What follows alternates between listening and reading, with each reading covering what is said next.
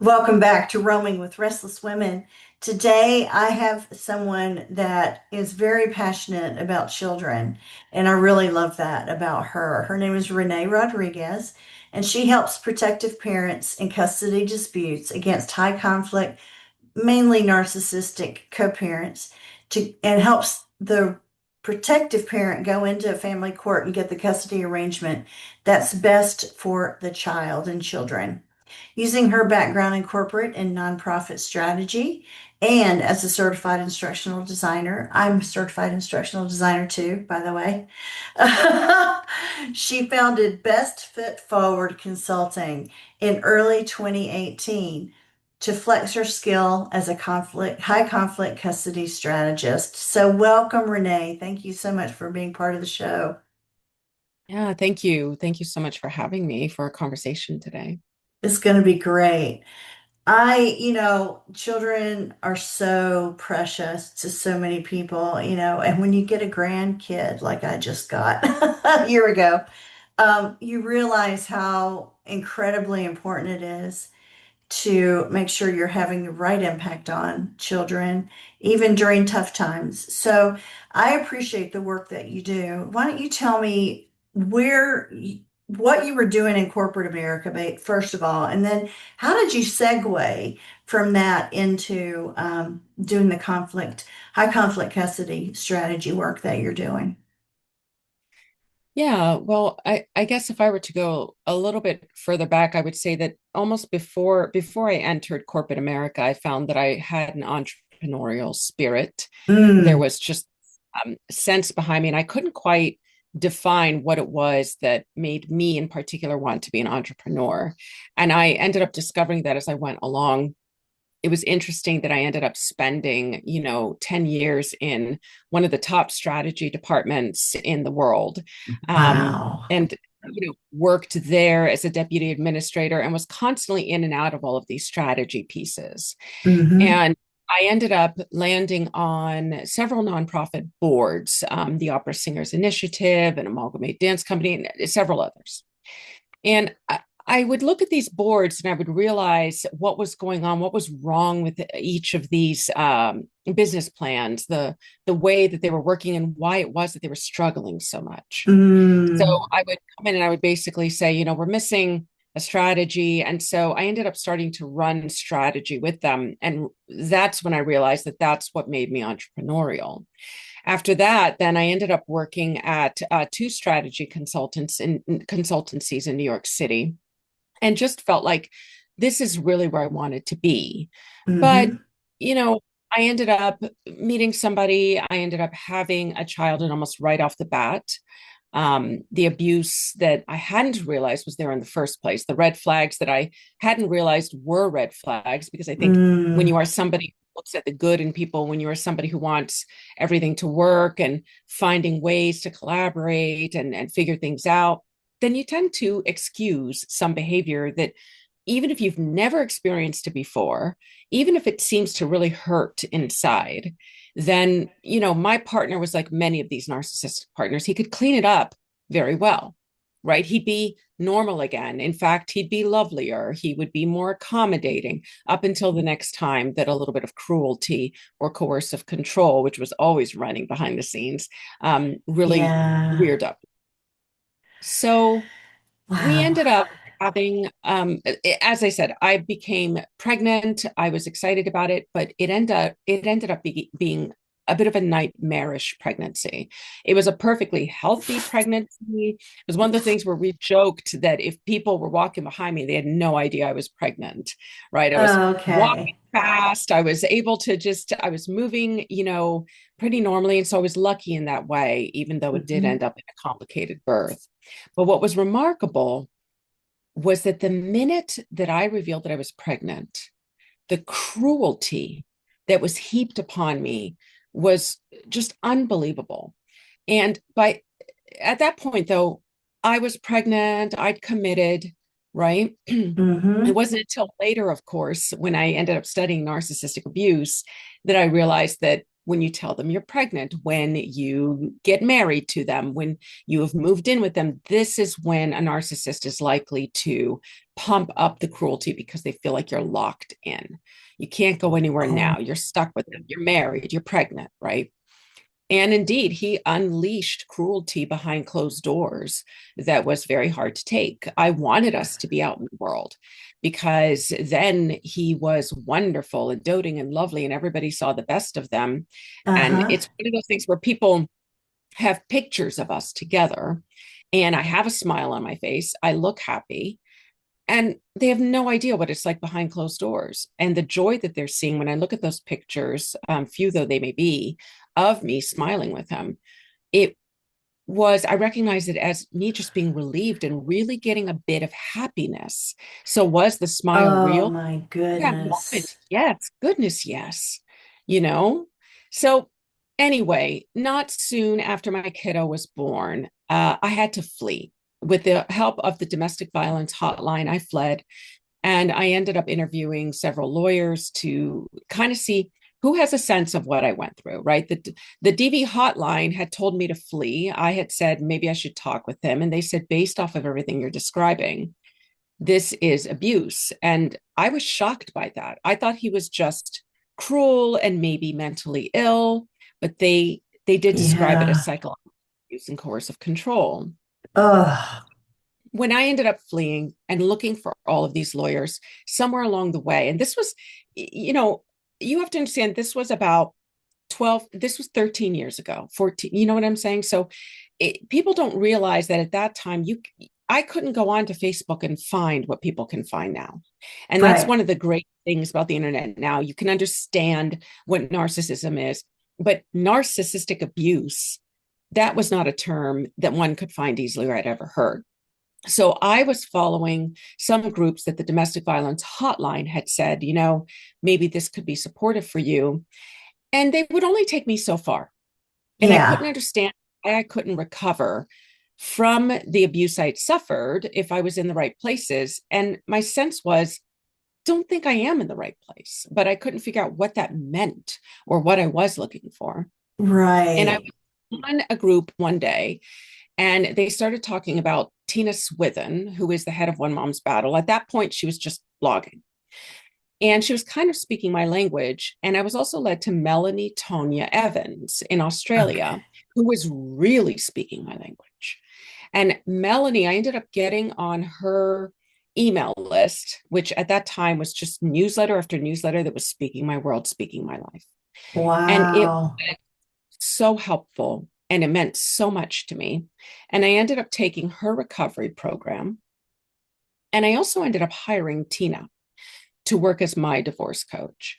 And when we were going through my case, there reached a point where in my custody case, we were going to enter into a custody evaluation, a forensic evaluation. Not every case does this, but many do. And we were there. And Tina said, hey, listen, this is nowhere near my area of expertise because these things are serious. This is really the most important thing to happen in your case. I know of two people who might be able to help you. Let me get in touch with them. Then she came back and said one of them has stopped doing the work because she can't take the stories of abuse anymore. Oh And the other one, goodness. she is full for at least 4 months. She said, so the problem you've got is that you have to go in this alone. But Renee, you have a strategy background. Like nobody has that. Why don't you just put something together? So I kind of created something, put some stuff together based off of, the way a strategist had works from the corporate world, the nonprofit world, et cetera. And the next time we met, I said, look, this is kind of what I came up with. To me, it seems good, but, I'm very emotional. This is very high stakes for Yeah. me. Well, I'm yeah, it's hard to maybe I do have stuff the for right lens here. yourself. Right. It Right. really is. You can always do stuff like that for other people, but for yourself, that's amazing that you were able to even pull it together. Well, or so I thought. And so I showed it to her and I was thinking, okay, tell me what it is. And she actually ended up saying, I have never seen anything like this. I've never seen the abuse laid out so clearly and so potently that you can see the truth. She said, Renee, Wow. you should be doing what I'm doing, but for evals.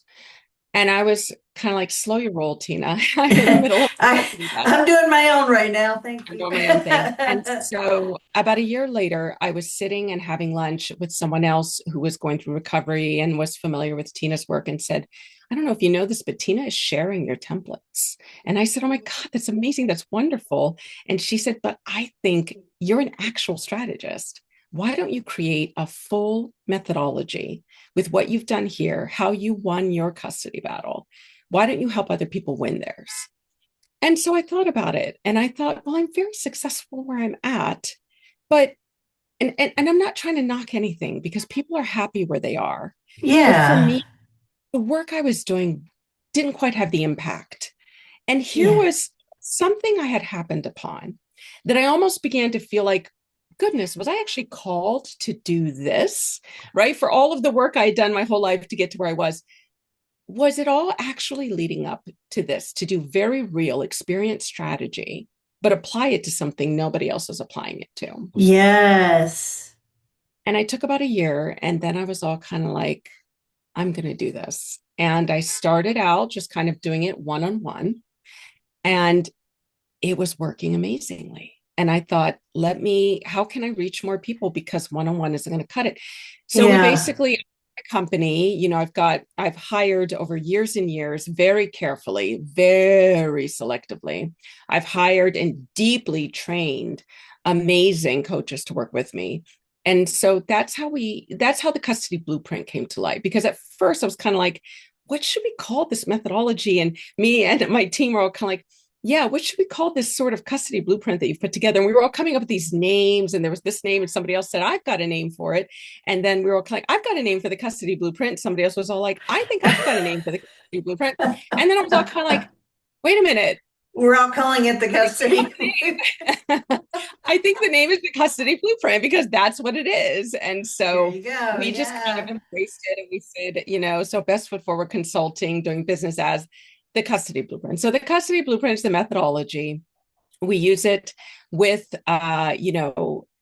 basically divorcing parents who have been abused, and the vast majority of them are moms. There's a percentage of them who are dads, and there's an interesting statistic for this, Julie, by the way, which is to say that 85 to 90% of abuse victims are female, but out of that remaining 10 or so 12%, 49% of them, 49% of these males are abused by a male perpetrator, their partners. And 48% of these males are abused by women. So, Wow. spread our word, we'll do our thing, and people will see where we're referring to moms. When we're referring to dads, people are fine. But the minute we try to help women, oh my God, the trolls come out. How dare you not have this? Happens to men more often. And we have to pull out our statistics that aren't ours. They're the national American and national British and national Canadian. And we're kind of like, this is unbiased stuff. Nobody's paying for this but the Wow. government. And so we have to remind people that actually very few men are abused. And we work with them. And so we know it's very real. But the truth of the matter is, just organically, of course, more of the people we work with are indeed abused women. And we help them with the methodology. My team helps them put together their case from start to finish. I come in and do the strategy on the case because the women who come to us, the parents who come to us, are saying, my lawyer, who I love, or my lawyer, who I can't stand, but my lawyer doesn't actually have a strategy for me. It's kind of like, well, your lawyer's not a strategist. We think lawyers are strategists, but many of them talk about the fact that when they go to law school, they've got to learn process and procedure in case law. But, strategy classes are not something that they're taking, right? Right. So for me to come in and bring an actual strategy background for like a couple decades worth of strategy into this arena has been such, I have such gratitude that I Yeah. decided to take doing and bring it here, because every time we have a mom call us and say, I'm finally winning, or I got the custody arrangement I wanted, we're just thrilled, and we always find ourselves Mm. close to tears. These are people who we've gotten to know very well, and we've brought them to Yeah. where they're. And so the team does that work, and I come in with a strategy. The other work that I do specifically that I really enjoy is, if you can believe it, my specialization is preparing people for that custody evaluation, because 85 to 90% of judges will go along with whatever the evaluator recommends right then and there. So people think, I have to convince the judge. I have to convince the judge. You have to convince the evaluator, because the Yeah. evaluator convinces the judge. So Yeah. yeah, I have a lot of passion for the work. Really, it's exhausting. It can be enervating at times. It can be energizing at other times, but it feels really, really good to be making a difference in a space that has a lot of hopelessness and a lot of abuse, and sometimes even some corruption. So Yeah. yeah. So tell me a little bit about what are kind of the key milestones in your strategy? What are the Yeah. key So elements, if you will? well, we have three pillars to the custody blueprint that make up the methodology, and the three pillars are strategy, yeah, mindset, and evidence. So none of the three are actually more important than any other, which Yeah. surprises people. For example, we might have a client every once in a while. We get a client who we we see her evidence, we help her build her evidence, she builds it up, we develop a strategy out of that evidence, we're working on her mindset, but then she walks into court and shoots herself in the foot with the mindset piece is just what she paid the least amount of attention to, because everybody thinks strategy and evidence, but we have a Right. particular approach to mindset where we're looking at how are you actually talking about your parenting. And these are great parents, by the way, but the way they talk about their parenting, we have to help them adjust it, right? We have to say, look, we need you to speak the truth. Everything has to be 100% accurate. But you're saying the things about your parenting that they don't care about. We need to talk about the Okay. stuff that will, right? And the same thing happens as well with what is their court persona, right? I always say this to clients when I first meet them. I always say, you have all kinds of personas and they're all authentic. Who you are at a parent teacher conference versus who you are at church versus who you are with your boss versus who you are when you're out for Right. margaritas with the girls. Those are all different personas, but they're all authentic up to a very high point. We have to Absolutely. find your persona that has a high level of authenticity and total and utter truth. But our danger becomes when we're working with clients, especially abused moms, truth becomes this huge word. It becomes, I want everyone to know Mm, what I suffer. And, me and my team, we've suffered it too, but we also understand that that's a fast track to losing custody. So we always take a look at here's the pieces of your truth that you should share. And here are the mm-hmm. pieces of your truth that aren't meant for the courtroom. They're meant for you, they're meant for your family and friends, for your therapist, for your support Right. group. They're not meant for court. It seems like it's family court. They should hear about what happened to me. But the reality is that is a fast track to watching your case go downhill. And it's the kind of thing where when we have those three pillars, strategy, mindset, and evidence, we're even looking at evidence, Julie, and people are coming and we're saying we do want to see it all because the court shouldn't see it all. Yeah. When people come in, especially just as recently as, let's say, 5 years ago, when people would bring in evidence, Yeah. we were still looking at mailings. We were looking at a lot of email. Many more clients were on our Family Wizard or Talking Parents or some sort of a parenting portal that Mm-hmm. parents share custody, use to communicate, use to have a calendar, etc. Now almost everyone is. But at that time, we were sort of working with those elements. Right. Now, the amount of recordings and photos and all kinds of stuff that we've got, the digital evidence is overwhelming for a lot of these moms and dads. So when we're looking at these moms' evidence, we're basically saying, look, we're going to teach you how to go through your evidence and we're going to make you think about what to go for. Because we have clients who will come in, we have at least about half of every cohort that comes in, about half of our clients will tell us they have over 1,000 pieces of digital evidence. Absolutely. The others will say they Wow. have hundreds, right? Because it's so easy to gather it. Yeah. The Yeah. problem is we're coming back and we're saying, let us help you figure out which 5 pieces of digital evidence, 5 pieces of streaming evidence that you can bring into court, because they're not going to listen to everything. And even the evaluator will Correct. only so many of these things. And so we're really looking for the elements that can work. And a lot of these pieces of evidence don't work because of the way that the abused parent, the protective parent, is coming off. Audio makes, especially with female voices, they can sound more harsh just when they're trying to stand their ground, just when they're trying to Right. stand up for in a way that would be normal. Over audio, it sounds like opposition. And what we know about the court is that the court comes in, by and large, believing that both parents are the problem parents, or what would we be doing here? There seems to be no thought to the fact that the reason we're here is because one of these parents is a bully and the other one is here for your help.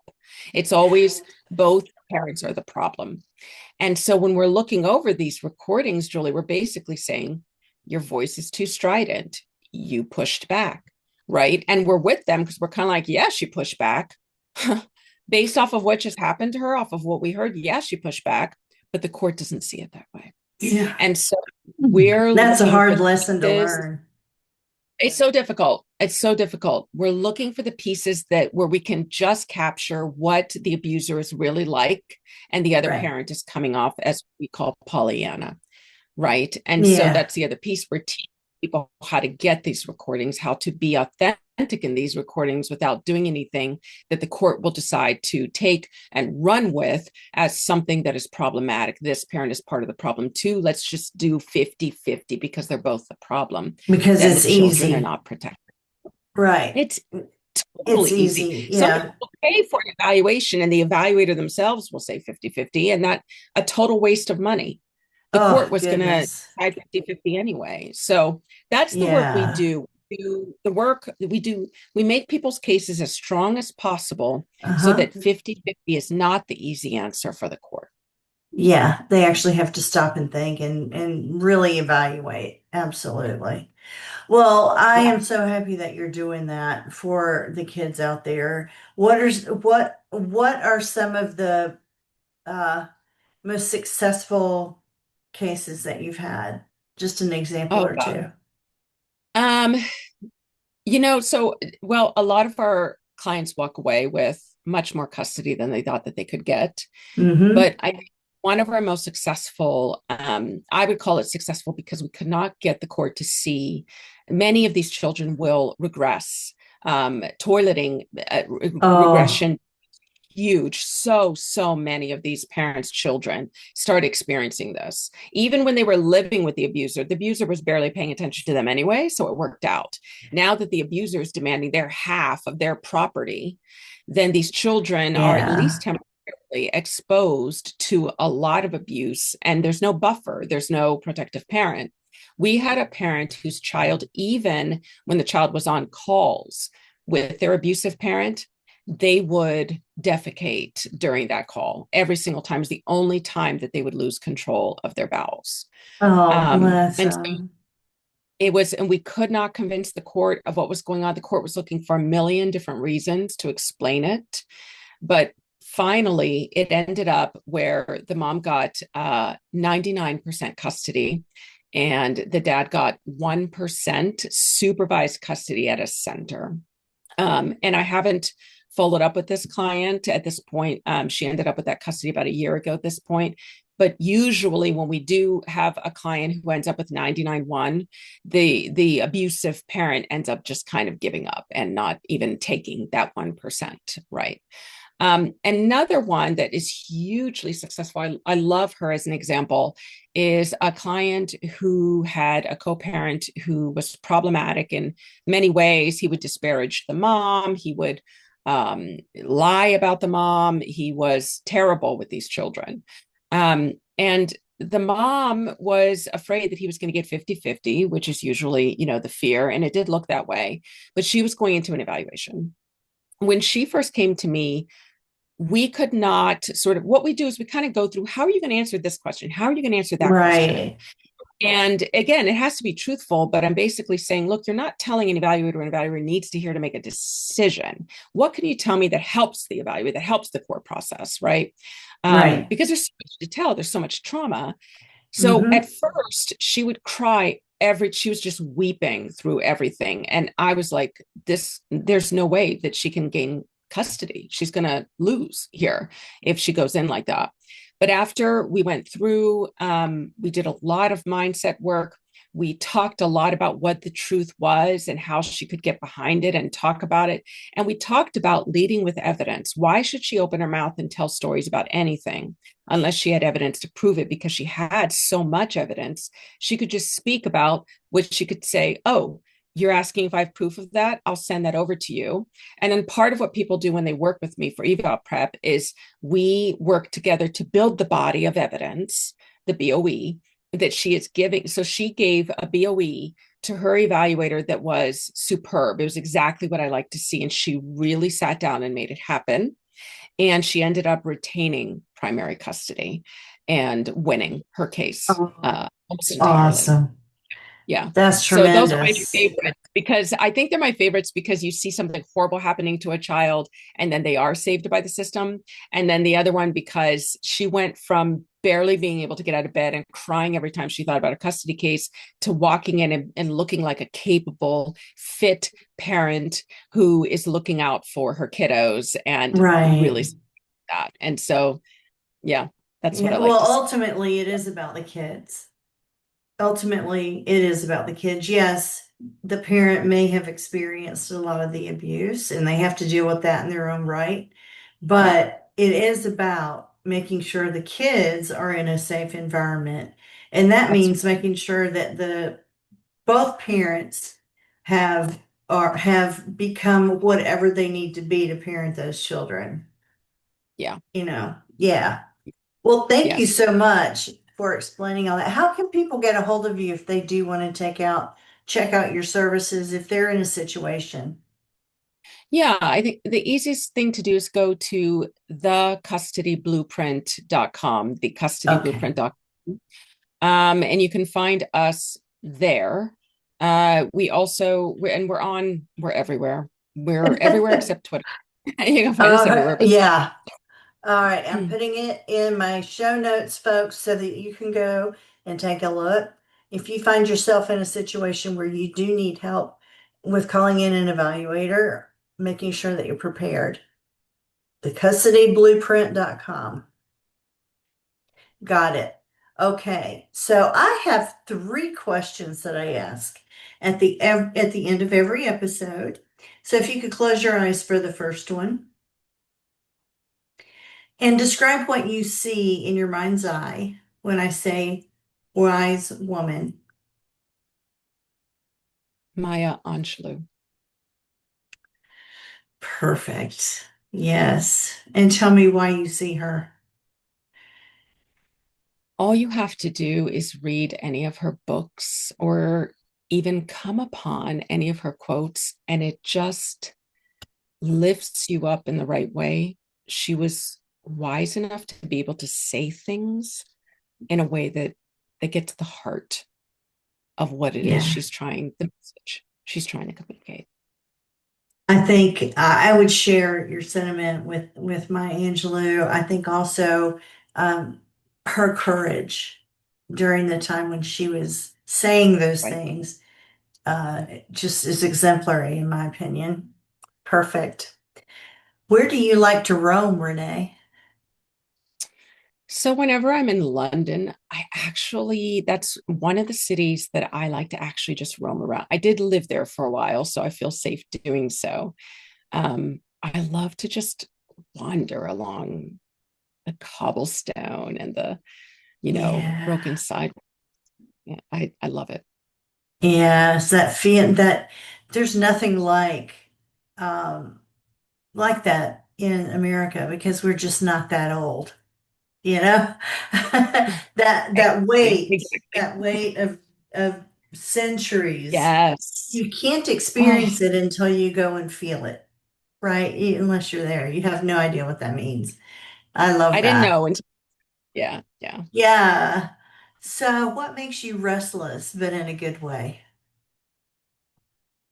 I think that whenever I stay very connected to law conferences and law sessions and all kinds of people in there. I'm very close with a lot of people.